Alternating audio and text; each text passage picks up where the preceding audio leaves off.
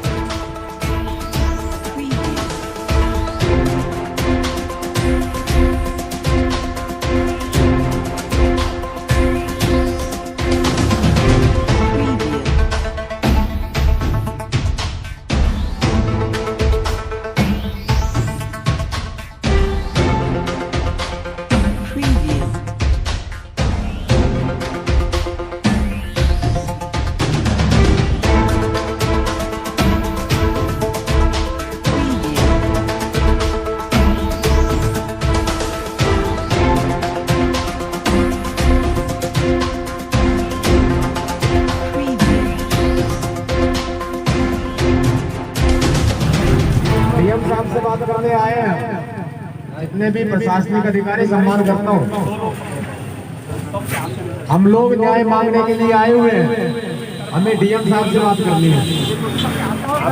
मतलब जो आपकी मांगे हैं उसके संबंध में क्या सर, हम ज्ञापन देने नहीं आए, हम ज्ञापन देने नहीं आए, ये देखो हम कार्रवाई कराने आए, न्याय दिलाने आए। मैं दोबारा पुनः रिक्वेस्ट कर रहा हूं प्रशासन से, जो ड्यूटी ऑफिसर है यहाँ पर, पुलिस अधिकारी, डीएम साहब आ रहे हैं कि नहीं आ रहे हैं? इतना बेशरम तो नहीं होना चाहिए भाई, इतना बेशरम होना चाहिए। इसकी भी बहन बेटी होगी कि नहीं होगी? डीएम साहब शर्म कर लो। ये आवाज जो है ना, वह डीएम साहब अंदर बैठ के वीडियो जरूर देख रहे होंगे। दबाव है ऊपर से दबाव है। एक बात बताओ, आप कोई अपराधी पकड़ा जाता, पुलिस उसके कान पे 4 थप्पड़ मारकर पूछेगी ना, अरे तू क्या करके आया है? पूछेगी नहीं पूछेगी? भाई मारा है, पीटा है, क्या किया है, पूछेगी ना। मतलब उससे यही नहीं पूछा तू क्या करके आया है? सब कुछ पता है प्रशासन को, जानबूझ के अंदर अनजान बना हुआ है। दामाद बना लो अपना उनको, लेकिन हमारी इज्जत के साथ खिलवाड़ मत करो। डीएम साहब आ जाइए कृपया करके, रिक्वेस्ट कर रहे हैं हम लोग। क्यों बेकार में इन बहुजनों को सोते हुए सह रहे, इनको जगाने का काम कर रहे हो? जाग गए ना तो कुछ नहीं है फिर। आ जाओ आप सभी लोग इधर ही आ जाओ, बहुत देर हो गई है।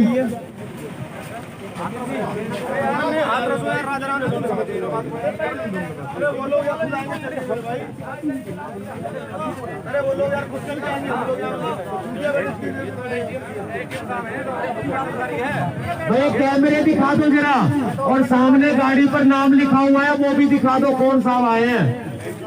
आप एक बार कैमरे उधर दिखा दो जरा, एक बार जरा। गाड़ी पे पोस्ट लिखी हुई है, बड़ी सम्मानित पोस्ट है, बहुत सम्मान करते हैं जी हम। दिखा दो जरा डीएम साहब, कितनी आवाज सुनेंगे? जरा नजर घुमा दीजिए, हमारी बेटे की कितनी वैल्यू है। बड़े भाई ने बहुत अच्छी बात कही है, राज नहीं है हमारा, राज नहीं हमारा, कुत्ते पर की हालत हो गई हमारी।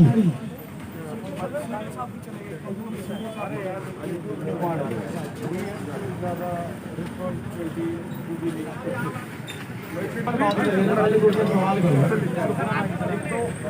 एक तो सर सबसे बड़ी बात ये है कि ये घटना 14 तारीख को हुई। 14 तारीख को ये घटना हुई, तहरीर दी गई, मुकदमा दर्ज हो गया। बताया गया कि लड़की की जीभ को दांतों से काटा गया, उसके कपड़े उतरे गए। कैसे सीओ साहब ने इस चीज को अनदेखा कर दिया कि बलात्कार नहीं हुआ? देखिए, जो पहला केस हुआ है जिसकी मेरी जानकारी और उसके हिसाब से जो तहरीर दी गई है, तहरीर में बलात्कार का मुझे लगता है वर्णन नहीं। तो भाई पुलिस तो जो केस दर्ज करती है वो आपके द्वारा जो तहरीर दी जाती है उसके आधार पर। आप चाहें, एक मिनट पहले बात मुझे कह लेने दीजिए, आप चाहें तो तहरीर की हम आपको वापस कॉपी दिखा सकते हैं। तहरीर में मेरे ख्याल में उस वक्त जो तरह की तहरीर दी गई थी तो इसीलिए 307 का मुकदमा लिखा गया और उसी आधार पे उसको अरेस्ट भी कर लिया गया। उसके बाद अब ये बाद में बात निकल के आई कि भाई और भी उसमें शायद लोग सम्मिलित हो सकते हैं, तो उसी क्रम में 2 लोगों को और अरेस्ट कर लिया है। बाकी के लिए तबियत जारी है, उनको भी जल्दी अरेस्ट कर लिया जाए। सर आप मुझे एक बात बताओ, इन्होंने तहरीर में नहीं लिखा लड़की को लहूलुहान अवस्था में पाया है। चेक करना प्रशासन का काम है या इनके मम्मी पापा का काम है कि उसके साथ बलात्कार हुआ कि नहीं हुआ? सर मुझे इस बात का जवाब दो। अगर एक व्यक्ति के साथ मैं इस भाई को थप्पड़ मारूंगा भाई देवे और इसको थप्पड़ मारने से दौरा पड़ जाएगा, सिंपल सी बात है कि 323 लगेगी, 325 लगेगी, थप्पड़ मार दिया। सिंपल सी बात है बिल्कुल कि अगर इसकी हॉस्पिटल में 4 दिन बाद मौत होगी, 300 तो लग जाएगी ना। मेडिकल क्यों नहीं कराया प्रशासन ने? भाई देखिए, ऐसा है तो मुझे लगता है दोनों का ही उत्तरदायित्व है। अगर मान लीजिए मुझे कोई मार देता है, पीट देता है, तो मेरा भी उत्तरदायित्व है। मैं कहूँ तो ना यार उसके बाद भाई मेरे साथ ऐसा हुआ भाई है। आगे आओ जरा, उसके भाई को बुलाओ और मम्मी को बुलाओ। सर जी बताइए। बाद में जांच में शामिल हो जाता है सारा मामला। तहरीर में कोई बात नहीं करेगा, दो ही बात करेंगे। आप लोग थोड़ा जी बताओ फिर क्या कह रहे हैं? पीछे हो जाओ। देखिए, मैं यही कह रहा हूँ, उस वक्त जो तहरीर दी गई थी उसके हिसाब से तुरंत मुकदमा लिखा गया, कार्रवाई हुई। उसके बाद जो तथ्य निकल के आ रहे हैं उसके हिसाब से भी कार्रवाई हो रही है। 2 लोग अरेस्ट हो चुके हैं, 2 बचे हैं, उनको भी जल्दी अरेस्ट कर लिया जाएगा। सर एक तो ना वो तो कार्रवाई तुरंत हो रही है। पीछे से पीछे भाई डॉक्टरी तो उस वक्त जो तहरीर दी गई थी उसमें मुझे लगता है कि रेप। सर आप ये बताइए आपने कि भाई अगर प्रशासन आप की कहते हैं इस तरह रिस्पॉन्सिबिलिटी की नहीं है। बात हुई है,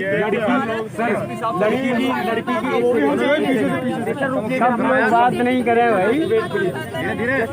सर आप ये बताइए, लड़की की जुबान को चलती वो नहीं बता पाएगी। सपोज करो लड़की की मम्मी गूंगी है, सपोज कर लीजिए लड़के का भाई बहरा भी है, गूंगा भी है। क्या प्रशासन, क्या कानून इस बात को नहीं कहता कि अगर कंप्लेनेंट या पीड़ित अपनी बात को अगर नहीं कह पा रहा है, प्रशासन उससे पूछेगा, बार बार पूछेगा। बिल्कुल। और 8 दिन बाद गिरफ्तारी होती है, मैं सम्मान करता हूँ। 4 दिन बाद गिरफ्तारी होगी। नहीं, 6 दिन बाद, 6 दिन बाद कल का ही ट्वीट है सर 20 तारीख को गिरफ्तारी होती है, फर्स्ट अरेस्टिंग होती है 20 तारीख को। फर्स्ट अरेस्टिंग 20 तारीख को होती है। 19 तारीख को मेरे द्वारा भी ट्वीट किया जाता है प्रशासन को, यूपी पुलिस को, योगी आदित्यनाथ जी को। फिर क्या होता है कि 20 तारीख को पहले गिरफ्तारी होती है। इस दौरान में पुलिस कहाँ थी? सबसे बड़ा सवाल है। क्या सीओ साहब की लापरवाही नहीं है? क्या कप्तान साहब की लापरवाही नहीं है? सेकंड थिंग इसके अंदर ये आती है, जब व्यक्ति को गिरफ्तार कर लिया, मैंने पकड़ के जो उसको गिरफ्तार कर लिया, मैं पुलिस हूँ, सिंपल सी बात है कि मैं उससे पूछूंगा नहीं क्या भाई क्या करके आया है तू? थप्पड़ मार के आया है या फिर उसको घायल करके आया है, अटेम्प्ट टू मर्डर करके आया है, क्या करके आया है? मतलब उसने किया, वो पागल था, वो क्या मेंटली डिस्टर्ब था कि उस व्यक्ति ने सिर्फ इतना ही किया कि वो पीट करके आ गया? हाँ, इसका कोई उद्देश्य नहीं था? क्या रेप की कोशिश नहीं हुई? क्या रेप नहीं किया? पुलिस ने उससे पूछा नहीं? भाई पुलिस ने पूछा। अब जो मान लीजिए वो दोषी हो या निर्दोष हो, जनरली भाई आम आदमी मना ही करता है मैंने नहीं किया। आपकी तहरीर में भी सर रिमांड पे लिया, पहले रिमांड पे लिया। आप बोल लीजिए, मुझे भी अपनी बात कर जी बताइए, शांति से आपकी बात बताइए। सुन रहा हूँ, बताइए। आप भी मेरी बात सुन लीजिए, तभी तो संवाद हो पाएगा। बोलिए। भाई शुरू में जो तथ्य निकल के आए, जो तहरीर दी गई या उस वक्त जो बयान लिए गए 161 के, उसके हिसाब से भाई रेप का उसमें कोई वर्णन नहीं था, वरना रेप की धाराएं बिल्कुल लगती, उसमें कोई डाउट ही नहीं है। भाई तहरीर देना, मान लीजिए मेरे साथ हादसा हो जाता है, एक तो पहली बात तो मैं पूरी संवेदनशीलता में रखता हूँ जिस भी परिवार के साथ हुए, लेकिन मान लीजिए मेरे साथ कोई हादसा हो जाता है तो भाई मैं जब पुलिस को आके बताऊंगा साहब मेरे साथ मारपीट हुई, मेरे साथ ये हुआ, जो मैं लिखित में दूंगा उसी आधार पर मुकदमा दर्ज। एक मिनट सुन लीजिए, एक मिनट बात तो मुझे कहने दीजिए, पूरी बात सुन लीजिए आप मेरी पूरी बात सुन लीजिए। देखो उसमें दोनों चीज़ें हो सकती हैं कि भाई या तो आप तहरीर में लिख देते, कह देते, पुलिस उस धाराओं में दर्ज नहीं करती, आप बिल्कुल कह सकते हैं कि मतलब ये गलत बात है। उस वक्त ये भी हो सकता है मानसिक स्थिति ऐसी रही हो कि वो ना कह पाई हो बात को, ये भी हम आपकी बिल्कुल बात मानते हैं। तो उस वक्त उन्होंने जब कहा उसके हिसाब से उस वक्त कार्रवाई हुई, उसके बाद उन्होंने जो कहा अब उस पर कार्रवाई हो रही है। 2 अरेस्ट हो चुके हैं, बाकी 2 भी जल्दी अरेस्ट हो जाएंगे और उनके खिलाफ जो भी सुसंगत धारा है उनमें कार्रवाई। सर मेरी बात लीगल है कि नहीं है जो मैं कह रहा हूँ, प्रशासन की रिस्पॉन्सिबिलिटी बनती कि नहीं बनती है? लड़की की माँ क्यों कहेगी मेरी लड़की के साथ रेप हुआ है? लड़की कैसे बताएगी? लड़की के साथ लड़की ने वीडियो जारी करके 22 तारीख को एक भाई ने उसका इंटरव्यू लिया है, एक मीडिया के साथी ने, तब ये पता चला है कि वो थोड़ी सी बोल रही है, तब ये पता चला है, तब उसने बताया, तब प्रशासन ने इसमें 376D लगाई है। भाई मैं तो ये कह सर रहा हूँ तब कि लगाई वो है। अगर दोबारा आप ये बताइए कि अब आप पुलिस अधिकारियों को क्यों बचा रहे हम हैं? किसी को कोई नहीं बचा रहे, जो तथ्य है वो आपके सामने प्रस्तुत किया। बाकी आप भी अपनी बात कीजिए सामने। आप मेरी बात को थोड़ा सा ध्यान से समझने कहता हूँ, तो थोड़ा प्लीज समझने की जी कहिए, हम तो सुनने के लिए आए हैं, अपनी कहने के लिए भी आए हैं। यो साहब सुन लो ना, मैं बता जी, रहा हूँ। देखिए मैं 20 तारीख को यहाँ रात में आया हूँ, हाँ मेरा ट्रांसफ़र हो गया है। हाँ और इससे पहले ये घटना 14 की है। 14 तारीख को प्रार्थना पत्र ये दिया गया था कि इस लड़की के गला दबा करके इसे चोट लगी है, मारने की कोशिश की है, तो इसमें 307 में मुकदमा कायम करके तत्काल डॉक्टर के पास रेफर हॉस्पिटल भेजा गया था इस लड़की की स्थिति को देखते हुए। उसके बाद जो नियम होता है महिला के द्वारा, प्लीज मेरी बात सुनो, सिर्फ महिला के द्वारा, क्योंकि महिला के द्वारा ही उसका बयान लिया गया, तो उस बच्ची ने ये किया कि मेरे से किया था और मेरे साथ छेड़खानी की। ये बच्चा हम इसके पास आए, हम इसके ही बताएंगे। तो फिर छेड़खानी की धारा इसमें 3 लगा दी गई। जब मैं आया, मैं जैसे रात में आया, कप्तान साहब से मिलने के बाद मैं तत्काल थाने पे गया, मैं घटना के बारे में पूरी जानकारी और सवेरे ही पहला काम और कुछ न करके मैं सीधा हॉस्पिटल गया और मैंने वहाँ जा कर के उस लड़की के पिताजी से, माँ से और छोटे भाई से मिला। ये इस वाला भाई है, ये घर पे देख सकते, शैलेंद्र नाम है ना आपका? जो बात बता रहे हैं, अगर कहीं कोई कमी हो तो मुझे बताना। अभी बताओ, नहीं अरे भाई आपके सामने खड़े ना, अभी बताओ ना हम सारे। तो मैंने इनके पिताजी से कहा, माता जी से कहा, और मैंने ये कहा कि बच्ची से पूरा थोड़ा सा बयान हम दिलवाना चाहते हैं, महिला कास्ट की हमारे साथ थी, तो क्या बोलने की बच्ची से है? तो उन्होंने कहा कि बच्ची भी ठीक है, मतलब ICU में थी, हमने देखा भी दूसरे, लेकिन बच्ची हमने पूछा भी, हमने बेटा तुम कुछ बता सकती हो अगर आप पूछें? तो उन्होंने ये कहा कैसे सबका, तो सुनने दो ना, सुनिए आप लोग सुनिए, हाँ बोलिए। तो फिर भाई जब बच्ची ने ऐसे कहा तो मैंने कहा कि भाई जब बच्ची बोलने की स्थिति नहीं है तो हम इससे मेरे बयान हम बाद में बयान लेंगे। फिर मैंने कहा कि हम वो घटना स्थल देखना चाहते हैं, वहाँ जाएंगे, क्योंकि हम नए आए थे।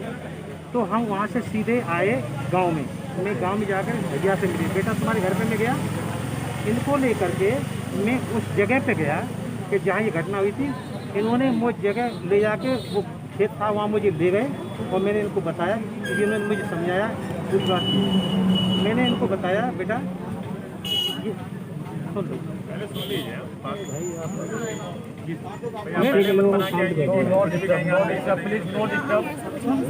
कोई नहीं बोलेगा, सुन लो प्लीज सुन लो। हमने क्या किया उसको भी तो आप लोग देखो, मैं किस भावना से काम किया। हमने जाकर के भैया से कहा कि बेटा पहली बात तो आप चिंता मत करो, मैंने वहाँ पे फोर्स लगाया इनके घर पे और बताया, इंस्पेक्टर को बताया कि यहाँ पे सुरक्षा रहेगी, 2 सिपाही कंटिन्यू रहेंगे। मैंने बेटा चिंता करने की जरूरत नहीं, कोई बात होगी तत्काल मुझे फ़ोन कर सकते हो, यहाँ पे आपकी सुरक्षा पूरी होगी।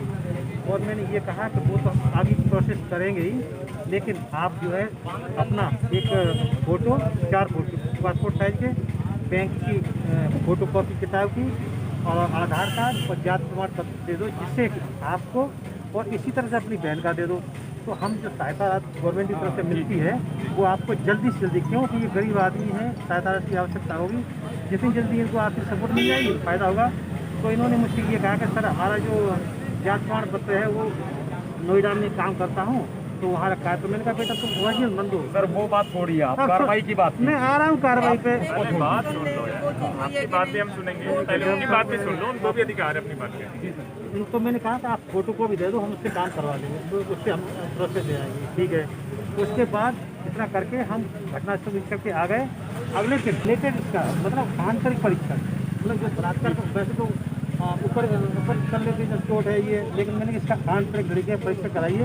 तो डॉक्टर साहब ने कहा कि भाई ये इनकी माँ और ये बेटी की कह रहे थे कि इनको ऐसा बलात्कार हुआ ही नहीं। ठीक है, तो मैं इलाज शुरू करता हूँ।